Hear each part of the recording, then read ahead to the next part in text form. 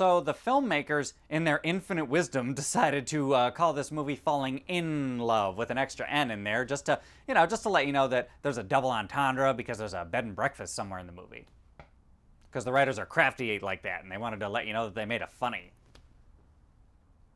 Get it?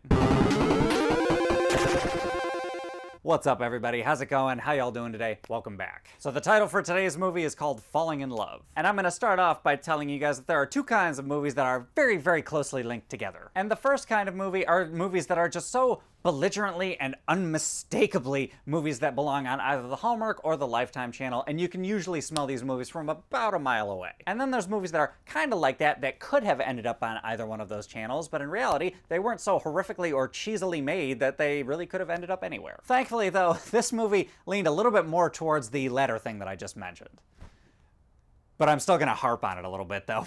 And not that it really matters all that much, but the basic plot of the movie is about Christina Milian. She plays this kind of young professional whose life kind of falls apart. And very quickly, both her job and her relationship end up in shambles, and somehow she enters this contest to win a house that's located in New Zealand. So she ends up going to New Zealand and fixing up this old bed and breakfast, and she starts meeting all the townspeople, and there's a male romantic lead, and yeah, you can pretty much figure out the rest. And really, I ended up not hating the movie, surprisingly. I did have two major negatives about the movie, though. And one of the negatives is a single scene where the two main leads are just sitting in a car and they're singing along to a song, which I know, it's supposed to be, like, cute and they're bonding or something, but it ended up just, coming off kind of weird and really like, And the other big negative that I had was I felt like the script didn't really follow through with some things, and the story just felt a little bit incomplete. Like, for example, there's some things in the third act or towards the end of the movie that kind of get presented but not necessarily paid off in a certain way. Or actually, a better example is Christina Milian's character has a best friend character back home, and she gives her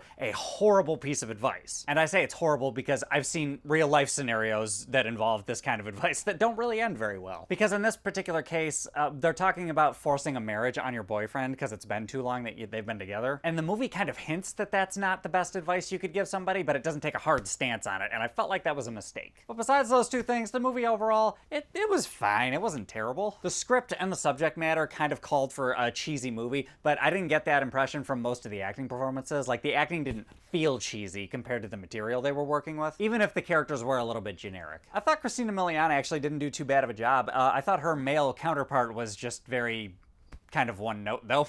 But in all fairness to the writers, they didn't just straight up objectify the dude. Like, they did trying to give him some type of layers, you know? The layers were just pretty generic, and he was just kind of there to be a good-looking dude with an accent, just to kind of be like a stereotypical good-looking dude. And the music was also fine. It was but it was super suggestive. There's a lot of quirky, like, plucky violin scenes that give you the vibe of like a I don't know, like a privileged person at a shopping mall. You guys know what I'm talking about. Those people that are just like overly upbeat and happy to the point where it's almost a little annoying. I don't know why, but for some reason, just the music gave me that vibe. And the movie is also super predictable, like you kind of know what's gonna happen, but at the same time, there was a couple bits that were funny. Mostly physical humor, nothing really all that interesting, but I mean, whatever, they tried. But anyway, guys, overall, at the end of the day, I don't think this movie's hurting anybody's feelings, but at the same time, not super intriguing. So based on everything I've said, I think I'm gonna go slightly positive. I think I'm gonna give it like a 5.4 out of 10. If you get stuck watching this movie with a date or something, it's not the worst movie to get stuck watching, but at the same time, I wouldn't voluntarily watch it again. But anyway, guys, those are my thoughts. What are your thoughts? Have you guys seen the movie? Have you heard of it? Hop in the comments, let me know what's up. Other than that, if you like this review, give me a like, subscribe, share, hit the bell, do all that other YouTube-y type of stuff, and I will catch you guys next time.